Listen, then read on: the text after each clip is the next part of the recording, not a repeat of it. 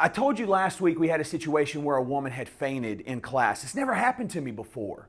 And that prompted me to talk to you guys, to my other classes, other clients, about what you do before class, right? And that goes with the eating, the sleeping, medications, right? You want to make sure you're getting up and early and taking those so it doesn't impact you in class.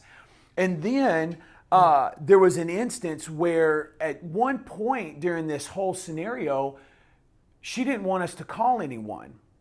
And then we fell again, and of course we have to at that point. Well, here's the deal. In most of your continuing care retirement communities, you have independent, assisted, and then long-term memory care or long-term care, okay? And what happens is a lot of times, a lot of these facilities will keep track of how many times a person falls. If you fall a certain number of times, guess what? You go from independent to assisted.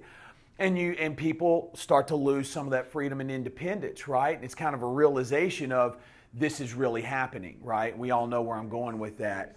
It's very sad and it's very scary. But you have to tell somebody. We spoke about that. Tell your doctor, right? That's why HIPAA is in place, to protect you and your privacy.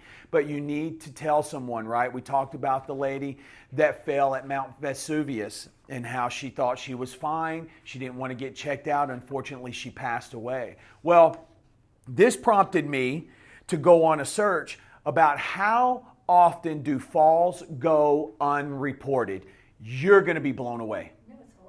It's a lot. It's a lot, okay? So doing some research, first thing's important is what is a fall, okay? And so the World Health Organization defines a fall as an event which results in a person coming to rest inadvertently or unintended on the ground or floor or other lower level. Physically, it could be slipping in the shower or losing balance, picking up the paper.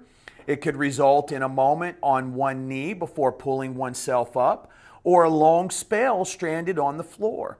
All these incidents could leave lasting significant physical damage. Mentally, however, falls engender a range of more lasting emotional facets. Anxiety, loneliness, frustration, risk aversion, right? We were just talking about that. A lot of people think if I fall, then I just won't move as much. We don't want to do that. So, going on this search, what I found, and I'm going to give you this number right here, and we're going to get busy, okay? According to the research done here, and this group here the research is through the World Health Organization, but the source here I'm quoting is actually from an open access government. That's the name of the source. It's a .org organization. It's a .org website.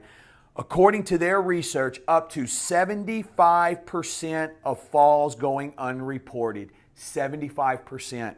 Think about that. Every 11 seconds, someone is treated in the ER for a fall-related injury. Every 18, 19 minutes, someone dies from a fall-related injury.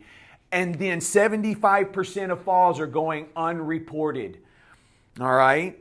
Potentially, that's 3/4 who've suffered, who've gone through some pain, long-term trauma. Guys, all these falls can lead to a snowball. All right, so you want to make sure that you tell somebody, you get in Balance University, you strengthen those legs, protect that leg strength, all right, and you avoid those falls and keep your independence, okay?